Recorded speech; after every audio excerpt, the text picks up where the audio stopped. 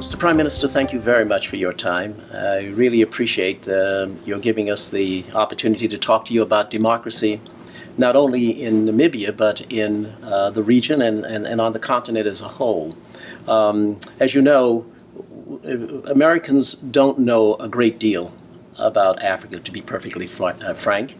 And we are trying to change that, and what we are doing, of course, is a documentary which will give an opportunity for people to understand democracy from the perspective of the leaders, from the perspective of the history, and how where Africa or different African countries got to where they are today.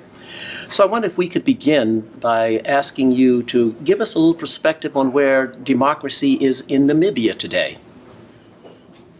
Well, Namibia is one of those countries which had to struggle, wage a war for freedom, wage a war for democracy. It took us about 21 years of armed struggle. That is after we have been at the UN petitioning, thinking that the civilized world, so-called, would at least see to it that people have their rights. We even went to the International Court of Justice. Liberia and Ethiopia, who were the only members of the League of Nations, took the case on behalf of Africa to the International Court of Justice. But using the technicality that Liberia and Ethiopia didn't have a legal standing to bring the case to the court, the case was thrown out. So when that happened, you have to either submit and accept slavery or to stand up and fight. So in Dar es Salaam, clarion call was made that we are our own liberators. We didn't expect UN to free us. So we crossed many rivers of blood until we achieve our independence. And indeed, it was a long struggle and a bitter struggle until you force the enemy, because these days we don't fight the war to allow others to come up with white flag. You fight them until they will be tired, the cost is too much that they will then come to a conference table. So that happened, that UN, the 5 Western countries, realized that Mozambique was gone to communist. Angola, they thought if they don't intervene to influence the outcome where a majority of whites are, the 3 settler colonies, that is Zimbabwe, Namibia, and South Africa, where the white people went to settle, to call it their home. Everywhere in Africa, there was an indirect rule. They were in Britain, in France, and ruling. But in Zimbabwe, in Namibia, and South Africa, white people went there and made it their home. That complicated the matters, of course. But still, we fought, and eventually, through the UN intervention, we had to have first democratic elections in 1989. With SWAPO won, and then draft the constitution. We knew we had majority, but some people thought we shouldn't get 2/3 majority. They were going to impose SWAPO constitution. But we were saying in Lusaka, even if we are going to get 2/3 or so on, the constitution must be seen to be Namibian people's constitution, not SWAPO constitution. I was entrusted that task to go back to lead the SWAPO election directorate. And our aim was already to think pieces to return. We were divided based on color lines and also tribally.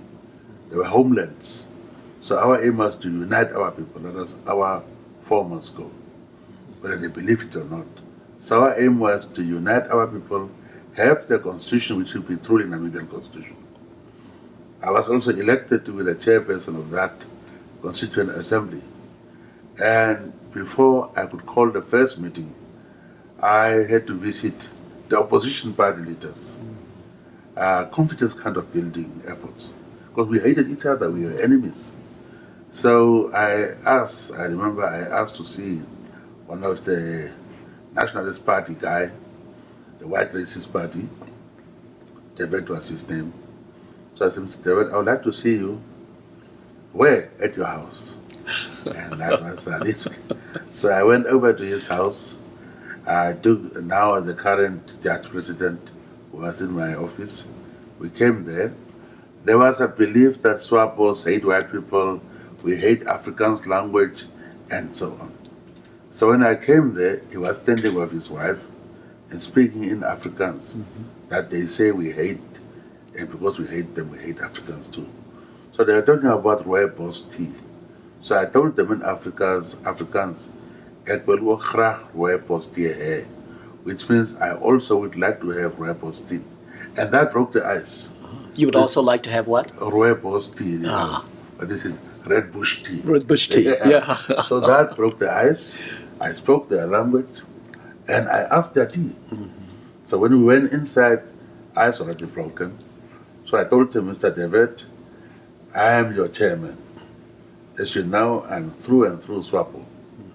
But I was elected to chair the Constituent Assembly. So as it is humanly possible, I will be impartial, and I would like you to trust me that I am your chairman also. I don't know what your fears are, your bottom line about a black government. But we as SWAPOs have things like our children to have 3 square meals a day, have lights to study under, place to sleep, and go to school unmolested and come back. Those are the things we believe in as Christians. So what I think is education is very important. We like to give our children Christian education. And if you can just give the white people 10 best schools, there will be no problem.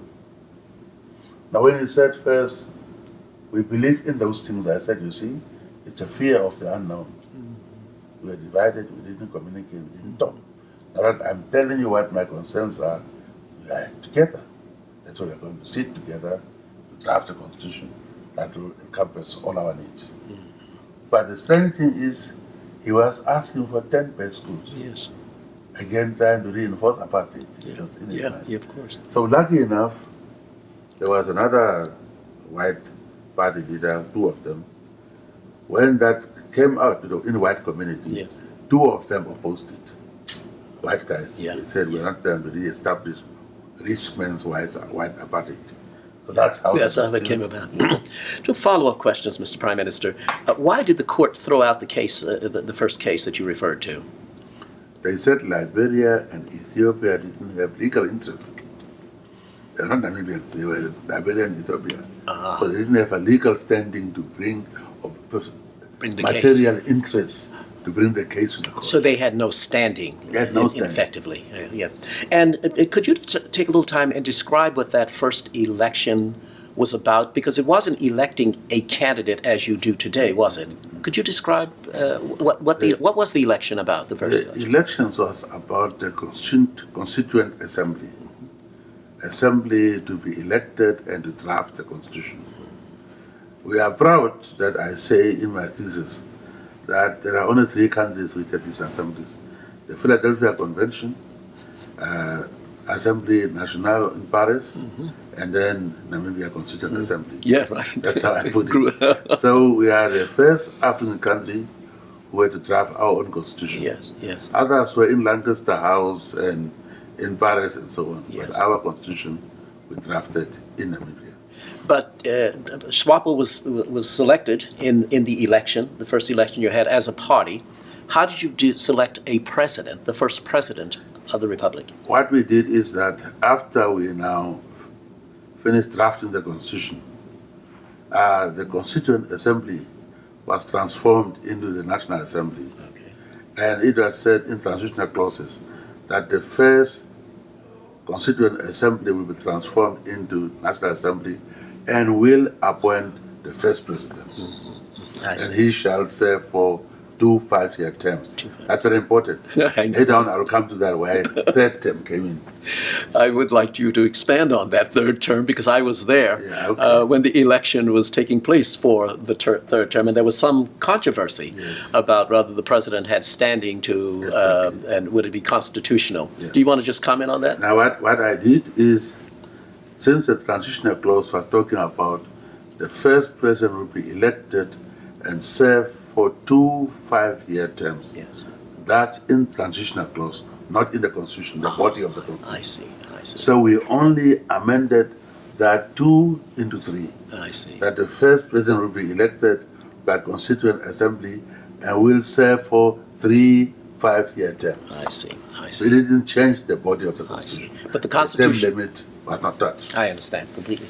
I wonder if you could give us some perspective now that I appreciate that background that you've just given us on how Namibia got to the democratic society that it is today. But could you describe what is going on with respect to two things? Citizen participation and political leadership. How would you assess those two things as aspects of your democracy today? Well, first, the concept of democracy must also be defined. It's a word Western countries like to use quite often, and it is just talked about political democracy, that you are electing people, and that's it. But democracy must be deeper than that. Citizen participation, in which way? Politically only to vote, or also economically. So we would like to look at democracy as also having economic democracy, because there's no need to have good constitution, which we have, peaceful elections, which we are going to have even for 6 times without any problems. But if people are still poor, Yes. majority are still living in the same conditions, then you have to ask, is democracy really working? Are the citizens participating politically? Yes. But are they participating also economically? So we have to revisit, redefine democracy to also include economic democracy. So, having said that, Namibia is a democracy in the classical sense of the word. We have free and fair elections. We had so far 5. Now we are going to go for 6 elections. We elect the president. President is elected direct, just like here. And then National Assembly for Parliament. And when we are going to have elections, first let me go back to term limits. Sure. What to talk about. Our constitution limits the term of a president to 2 5-year terms. Yes. Now, after the founding president served the 3rd term, and I will tell you, he was very popular. He is popular. If he wanted to stand, he could have stood. But there could have been maybe some consequences. Yeah. But he could have been re-elected. But he stepped down after serving the 3rd term. Yeah. And then the new president came up,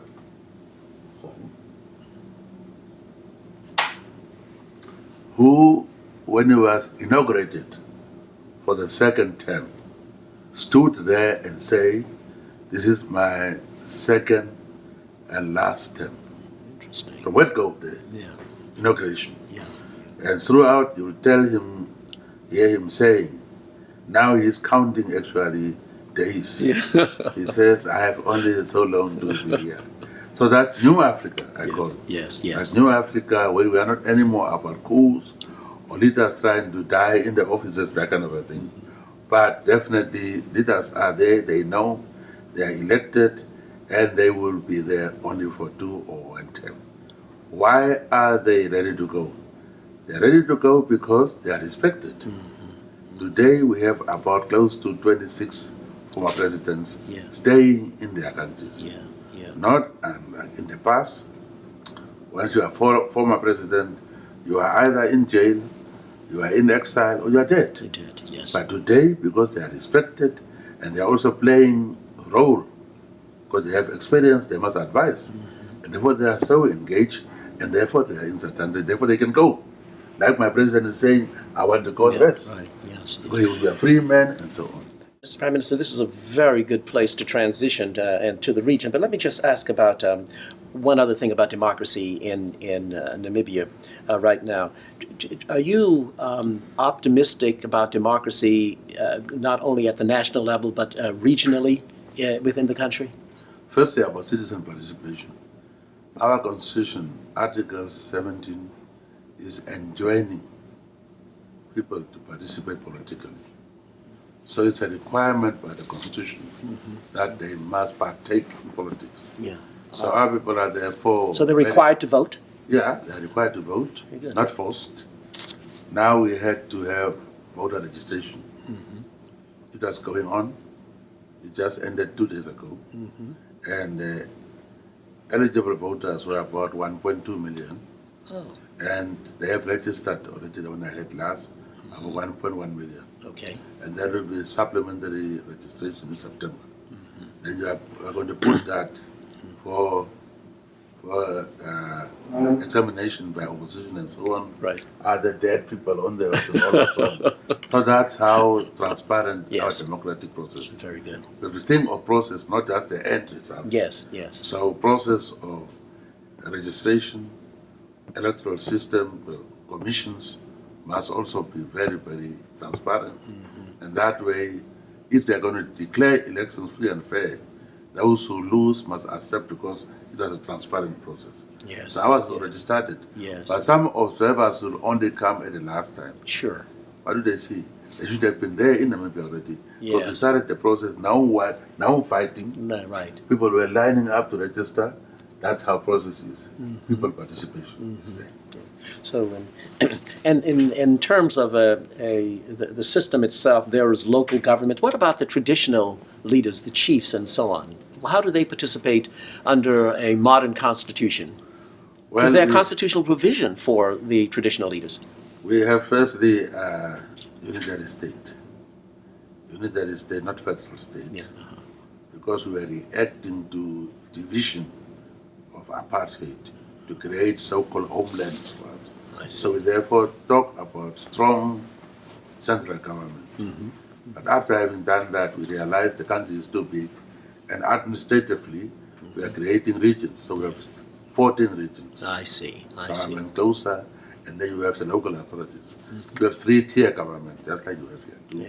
You have the national government, Yes. then regional and local authorities. Now the constitution issued now the chiefs were being used by a party. Many of are not traditional chiefs in true sense of the word. They were appointed, they were co-opted and used against the British movement, many of them. So they are not good friends of the liberation struggle. Yes, right.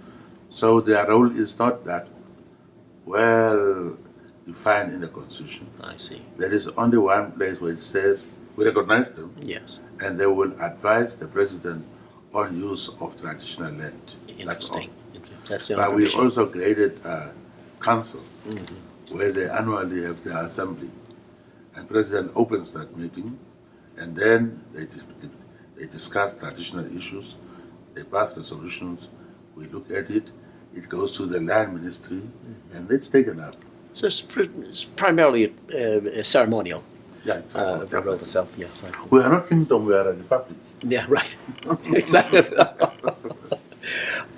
Let's turn a little bit to the region now. You alluded to the fact that I think you're suggesting that the day of President for Life is over in much of Africa, certainly over in Namibia, if it ever existed there, but not necessarily in your region. You still have at least one, maybe two, depends on how you look at the Swaziland and Zimbabwe as two regional. What do you think of the prospect for this to be a continuing problem in Africa in general? Not just talking about those two, but that there will still Yes. who aspire to be president for life. Now, the Queen has been a Queen in England for over 60 years. Already. Yes, yes, And nobody seems to talk about it. yeah, yes, Nobody. Swaziland is a kingdom, yes, just like the Queen in England. So let's drop him. Yes. Leave him out. yes, And then we can talk about Zimbabwe. yes, Zimbabwe had elections, free and fair elections, democratic elections where they elected the president. People are quiet. You don't just have to hate a person. Look at what the people are saying. yes, People elected, this was last year, President Mugabe overwhelmingly. And therefore there is peace in Zimbabwe. People are running. let's allow them to run their business. Yes, yes. Because they had definitely democratic elections. No violence, unlike the past elections. Yeah. And besides that, I want to also defend here and explain something. I talk about three settler governments, countries, Zimbabwe, Namibia, and South Africa. South Africa, yes. You had President Mugabe, first one, reconciliation started by him to accommodate white people. It's Mugabe who started it. He is the one who made Ian Smith, who Yes. locked him up for 10 years Yes. for nothing. For nothing. For asking for democracy. Right. He was locked up. And Ian Smith died at his farm, not seized by Mugabe. Peacefully, never arrested, never harassed. He died. Yes, yes. And then we came.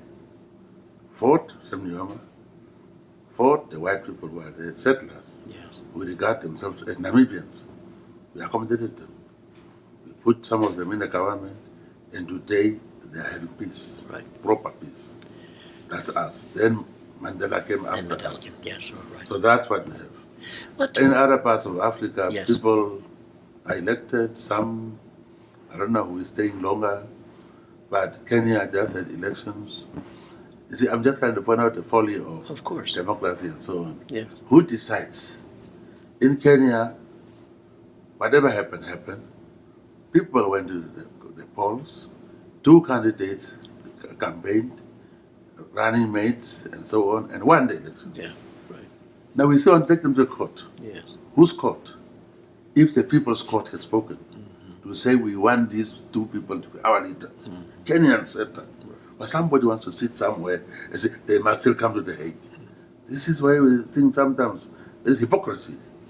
You like a person, it's okay. You don't like a person, you must face certain things. Kenya's case is very good. yeah, Here, two leaders were accused by the so-called International Court, Criminal Court, are the ones who won democratic election by Kenyan people. Isn't that the highest court? When Kenyans have spoken, who else must go and judge? Speaking of the role of Western countries in African countries' affairs, I wonder if you would talk a little bit more about what you resent about the West's role in, say, Namibian affairs. Hypocrisy. You see, sometimes you want from Africa what you do not even do in your own countries. I was telling the American ambassador once, when we were talking, she was talking about how things are done here and so on and so on. So I said, Madam Ambassador, I'm very proud that we are only about 15 years old and we are so advanced that you are comparing me with how you do things in 200 something old country. That's our achievement to us. So that's what I think they don't seem to realize, that there are differences. Yes, yes. Differences of even education, culture. You must develop a political culture, how you do things in the works. Here you have one-party state, United States. I call it one-party state. It's your political culture. You only can have Democrats and Republicans. Are you telling me in such a progressive country you're going to have a communist? No socialists? How come France will have socialists?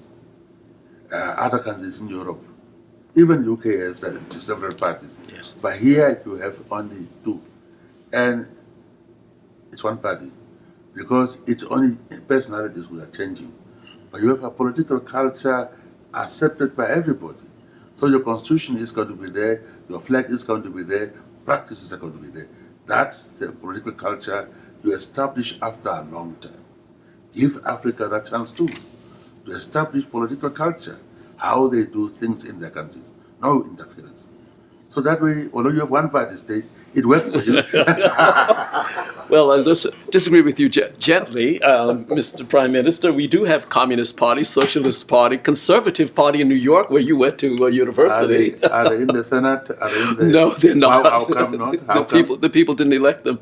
You see, for political culture. They were told not to elect communists. Democracy Well, doesn't advertising probably tells them that. Yes. But your point is well taken. I am also interested not only in the U.S. and U.S. Influence in Namibia and other countries, but what about the EU and then also China? Let me first talk about the U.S. Yes, yes, please. We have very, very good bilateral relations. Sure. One thing I must say here in public is President Bush, conservative, Yeah. we can say, but he is one man who did something for Africa. Yeah. Not talking, but doing. The PEPFAR, the President's program for AIDS, AIDS, yes. that has helped. Namibia got help from there. We are one of the highly infected countries. We have stopped the infection rate. We have stamped it because of PEPFAR. Yes. And it's also recognized that we did very well because of that Yes. assistance. The other one is also the President's Millennium Challenge account, which is now being stopped. We didn't qualify because we are supposed to be rich country. I can talk about that too. Yes. But we got a special exception, and we got that compact for 5 years, Yes. which is now ending September. Yeah. I made a start in Washington. I come there. Yeah. That project made impact at education level, at tourism and so on. Definitely visible. Schools, school books and so on. Beautiful. Yes. But it's been stopped. Right. It had impact. So sometimes we thought as Africans, only Democrats are friends of Africa. But I say in this country you have presidents who are feel-good presidents. Yes. You feel good when they are there. And then you have don't do presidents anything. who do good. And the presidents who do. Right. If you take Kennedy and Johnson. They were feel good. Johnson, Kennedy was feel good, Yeah.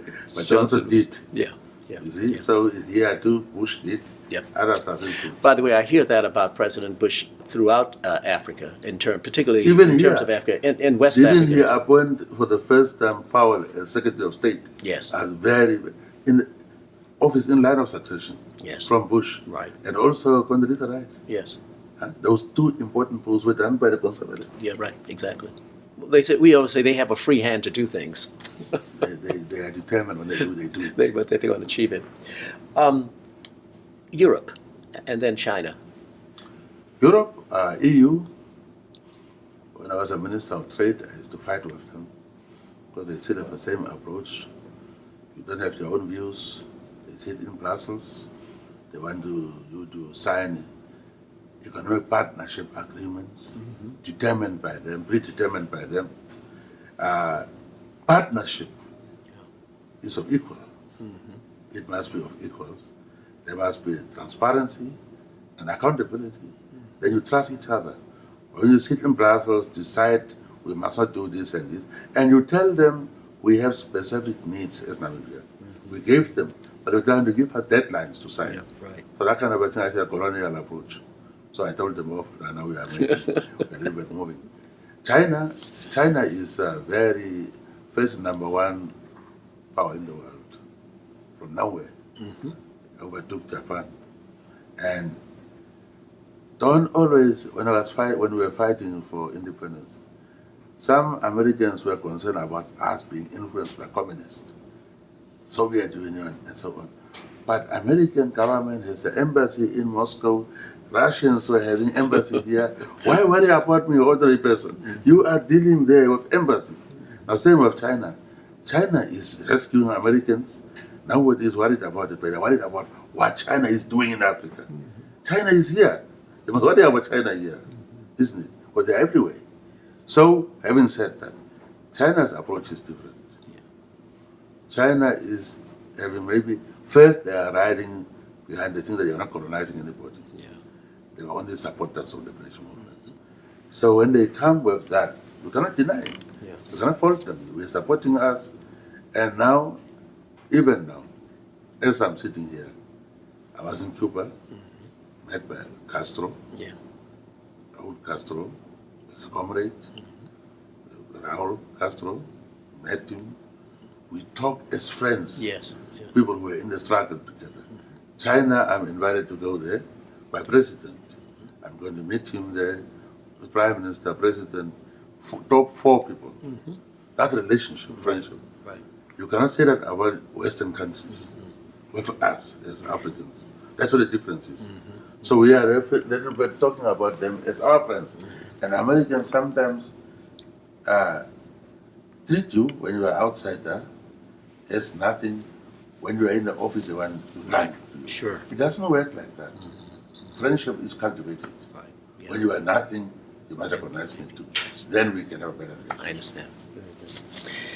Let's talk a little bit about how Africa has really organized itself in terms of participation and supporting each other. And Mr. Prime Minister, I'd like to ask about you, if you would comment on this as a group, and specifically, if you would like, ECOWAS, SADC, or the Southern African Development Community, and the AU.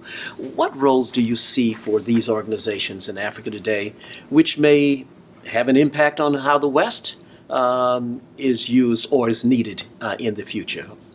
Well, firstly, there will be transactional leadership, transactional organizations, and transformational leadership and transformational organizations.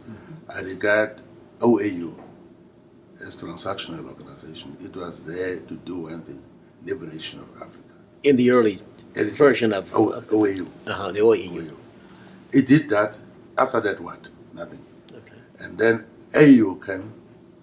AU says we cannot tolerate a regime who comes in power by way of a coup. Therefore, we interfere in domestic affairs of other countries in Africa who may be violating human rights. OAU was not doing that. They're only there to liberate Africa. And then you have also 6 regions in AU. It is a special region, 6th one, to involve the diaspora, both the slave diaspora and economic diaspora, so that they can also have an input in ECOSOC of AU, so that there will be an input from people. I see. There is also a Pan-African Parliament, so that Parliament which meets in South Africa, so that people, unlike just OAU, it's only for heads of state. Right. People are also being involved. Now we are saying you must first have regional economic commissions, RECs, because Kwame Nkrumah used to say immediate unity. Nyerere was saying gradualism. You must first have common approach in regions. Right. So we all agree we must first have regional commissions Yes. to harmonize our practices, how we do things now. SADC, for instance. SADC region is the most advanced one because we have similar, like right now, there are about 5 countries who have democratic elections this year. In SADC or In SADC. Yeah, In right. Yeah, SADC. SADC. How many countries make up SADC? We are 12. 12 in 14. all, yeah. 14. Yeah, okay. 14. So there will be 5 who will have elections. Only odd countries like the DRC and maybe Mozambique, Angola, because of languages. Yeah, language, yes. But we have common Everything else. administrative approaches. So you must therefore provide free movement of people and goods and so on in that region. Then you have the free trade areas extended to East African community, eventually COMESA. So that's how ECOWAS come in.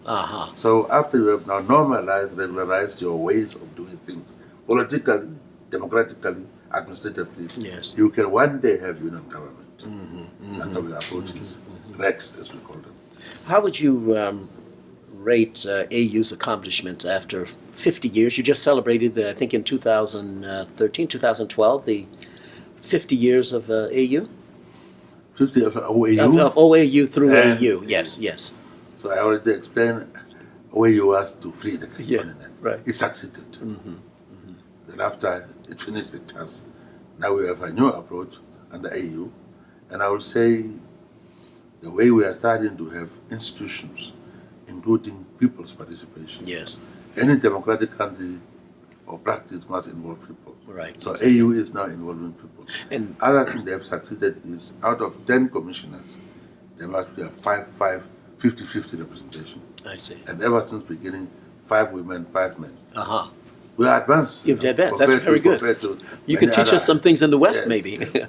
So Now, that's how it is happening. Mr. Prime Minister, it's interesting that you made the comment about relating to people, because if you talk to people in the streets in any country in Africa, any that I've been to, there's totally irrelevant AU to them. They have no concept of what it does. They see no value in it to them.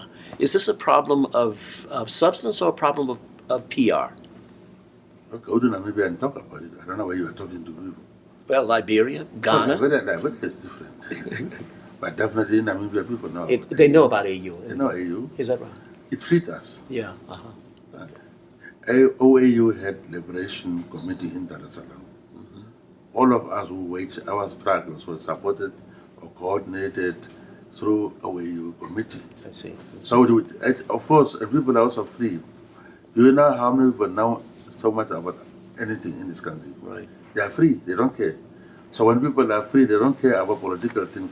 Only those who are interested, professors like you, are the ones who care. There are many Americans who don't care about don't care. what is happening in the world. Right. Yeah. Yeah. No, you're right. You're absolutely right. Multi-party in African countries in general. Multipartyism is there. Some parties mushroom the election time. You had 21 fielding presidential candidates in Liberia the last time. Yes, but they disappear after elections. But there will always be multi-party elections, because what we have in Namibia is proportional representation, which we adopted because it allows smaller parties to get something. There are white parties who never got threshold to be elected, but because of proportional representation, they had representation throughout. Do they have to get at least a minimum vote? They get minimum, but they get what they call principle of figures remainer principle. So if SWAPO got threshold is about 10,000 in a seat, and if SWAPO got 10 seats and there are 500 votes of SWAPO, that will be transferred to the smallest party. I see. So they can but they don't have to get a minimum of 5% of the popular vote in order to get. They're entitled then. They're entitled representation. To go in. Idea is to really to be more democratic. Yeah. You see, winner takes all principle. Even if you have 51 and I have 49, come on, I have support from 49% of people. That's a big number. But in the winner takes all that is gone. Yes, yes. Mr. Prime Minister, though, is it likely that in some countries there's going to be a member of another party elected to the presidency? And I think specifically about Botswana. We don't know yet about South Africa, but we can say that the ANC there, SWAPO in Namibia. Liberia has been different, but they managed to do it through civil wars and that sort of thing. And Ghana has actually gone back and forth. Could I just ask the question back and I will answer? Do you think Communist Party will be elected in this country? No, I don't. Why not? I don't. Well, I don't think they have the number of people that's following them that will happen. Is that what the case is in Africa with some of these parties? Definitely. You see, if people are going to be elected, there will be a change. Yes. But just like you have only one party state here, we have two parties. Well, I think the point I was getting at, though, is this. Is there in the country the development of leadership that will allow to be other strong parties to emerge? There will always be leaders. Don't worry about leadership. There will always be somebody to take over. Right. But I'm trying to talk about knocking on those parties which are liberation movement parties who are long in office. Right. They are being targeted. Right. Yes. And I'm saying same way of democratic and republic, it will go on until people definitely one day will say, if those leaders are going to be all parties are not delivering, they will change. Sure. Yeah. Yeah. And we have the youth. Our strength is liberation struggle, that's history. And people who are still voting are majority still old people who recall oppression. Of course, that's right. So once these young people come, we call them born frees, yes, who don't know anything about struggle. My daughter is there, disagrees with me. They have no recollection. They have no recollection. Right. That's going to bring about change. I see. But you have to manage change. Change for the sake of change destroyed countries. Yes, yes. People are still suffering in many countries, in Iraq and so on. Sure, Sure. People are dead who were targeted. Yeah, of course. People are still dying. Sure. So Makes change sense. must be managed. Yeah, sure. Don't just go for change for the sake. What do you think is the greatest threat to democracy in Africa? Greatest threat, poverty. Poverty. Yeah. Poverty. If people are poor, anybody can tempt them. So poverty, education, of course. Education will empower them, Right. take care of themselves. Sure. So education, Right. poverty, health now is a problem too. So if you have education, health, as we do in our budget, biggest chunk goes to education and health. That's a good direction. Yes. So poverty. Yeah. that's- Housing, basic needs of people will be housing, clothing, and food. And, If and, people cannot have that, we are going to have problems. and all of the African leaders that I talk to say precisely that, poverty, and some of the people in the street. But there was a disturbing number of people in the street when you ask them what they thought the greatest threat to democracy would say corruption. They didn't necessarily have examples specifically, but the word was mentioned more frequently than any other single word. If you ask them about education and poverty, they would agree with you. But they voluntarily They were would say, brainwashed by you. you think so? Yes. You think that's the real thing? Africa is synonymous of corruption. That's how they were taught by Western countries. So if people are talking about I think as I was saying the other day, corruption, whatever it is, only Africans can stop it. Nobody can do it from outside. So therefore what we have to do is that leadership has to lead. We are doing it in Namibia. We have set up our own systems that are working, but people are just talking. I warned them. I worked for 4 years. It's difficult to set up the Anti-Corruption Commission. It was not easy. And I was saying, don't use the word loosely. It will lose its meaning. But when you are going to say somebody is corrupt, that person must shiver because he must say, oh, I'm in trouble. But when you are just referring to everything as corruption, Everything across the I'll just laugh, that's how they say it. So even a corrupt person will say, that's how they always say it. But if you can use the word sparingly, and when you say somebody is corrupt, that person must know he's in trouble or she's in trouble. So corruption is a thing Africans are fighting against. But who corrupts Africans? See, who brings in corruption? No, yeah, right. Somebody. What role do you see for foreign aid in Africa in the future? And not only in terms of the amount of it, but how it's to be administered? Foreign aid is dead. What is foreign aid in Africa anymore? Is what? Foreign aid is dead. It's Yeah. investment now and trade. Has to be They investment. told us it's a trade and investment. Yeah. Foreign aid is, we knew it in the past. Some of us don't get it because Namibia is known as so-called high, Middle income emerging. So we are rich, we are told, because they take the gross domestic product, divide a small population of 2 million, and come up with a high With a nice number.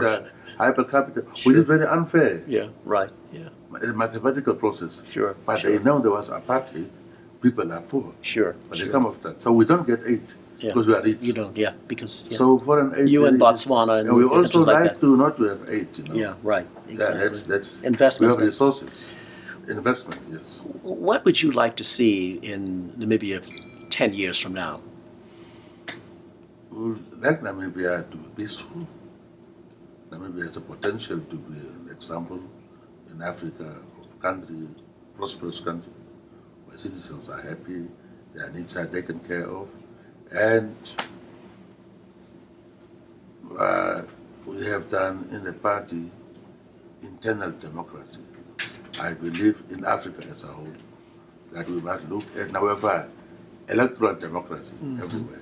No more coups. We condemn those who come from by a coup. We expel them from AU ourselves. Yes, yes. Now, what next? We must have processes, systems, and institutions. So, electoral process must be foolproof Yes. so that yes. the losers can know it was fair. Right, right. Then you must have a system, like when you couldn't count here, Yeah, yeah, sure. during Bush and Gores. and so. Hanging chads. Yes, but in that is a very important lesson. transparency. Yes. That's what we saw them. Sure. So each one had this transparent way. That's very important. System. Clinton was the president. Sure. No armed cars. When everything else fails, the courts. My gosh. That's what Africa needs. Of course. To buttress democracy. Is there anything that you would like to add, Mr. Prime Minister? That either I asked Well, about or... thank you very much. And what you are doing is very great. We said earlier, people do not know about Africa. And US citizens are the worst. Yes. Yeah. So what you are doing is very, very important. Besides that, we say in Namibia, or I say in Namibia, no one must feel left out. And also we say Namibia is a child of international solidarity. And therefore we don't want to have any enemy. Everybody must be friend to us. We do know there are countries who are close to us during the struggle, like Cuba, like China and so on. But our approach is everybody is our friend. Yes, no enemies. We are too small to have enemies. And also internally, you must not have enemies. So you must treat your people as family. Let them not feel that none of them feel they are left out based on their tribe, region, or color. Could you expand on the tribal divisions in Namibia? Of course, you have tribes. You don't hear a great deal outside. We don't hear enough information anyway about conflicts. What are the greatest conflicts that you have to deal with as a government? We don't, because there was a big furor about my elections. You know, when we were campaigning, some people thought, because I'm from a minority tribe, Right. as they call it, you know, I don't know minority to who. Yeah. But some people thought if you are Oshiwambo speaking, you are automatically going to be a leader and so on. Yes. And SWAPO is majority Oshiwambo speaking people, Yeah. but that population size. And we campaigned for SWAPO, it's not a Oshiwambo Yes. party. Yeah. And in the internal democracy in the party, we decided each post must have 3 contestants. So you're aware of it and you balance it. Well, not balance, we fought. You fought, yeah. It's a very serious elections I won. And I defeated other people who were Oshiwambo speaking, majority speaking. Yes, yes. So tribalism, if it doesn't work. Yeah, right. Otherwise, I wouldn't have been a candidate now for future. You think that if you had provided more explicitly for the for your traditional leaders, that tribalism would be a bigger factor in Namibia today? You didn't provide for them in the Constitution in any strong way. If you gave them, see, traditional leaders are tribe. Yes, yes, yes. But there is nothing wrong with tribe. We must be proud we have our Culture. tribes, our culture. But culture is what? Learned behavior. Through that, you say I. If you say tribalism, ism, that you think only your tribe is important, only your region is important, you can only trust your tribesperson, or only your girls are beautiful, then you are practicing tribalism. Yes, That's what Africans were doing. Yeah. When you are tribalist, you want to only be surrounded by Yeah, your people. yeah. And that's a problem. Yeah. That's a way of starting. But if you can have tribe, ethnic group, proud of your language, respect other people's tribes and culture also. You see, don't think your language is the only one to be spoken. Yes, yes. And you are definitely Yes. preparing a war. Yeah. But if you respect everybody else's language, culture, and you all can now develop in Namibia, I hope, national culture. Right, right. That will be all tribes joining. That is the task we have to face now. We don't have it yet. Don't have it. Thank you very much, Mr. Prime Minister. you. Really genuinely appreciate it.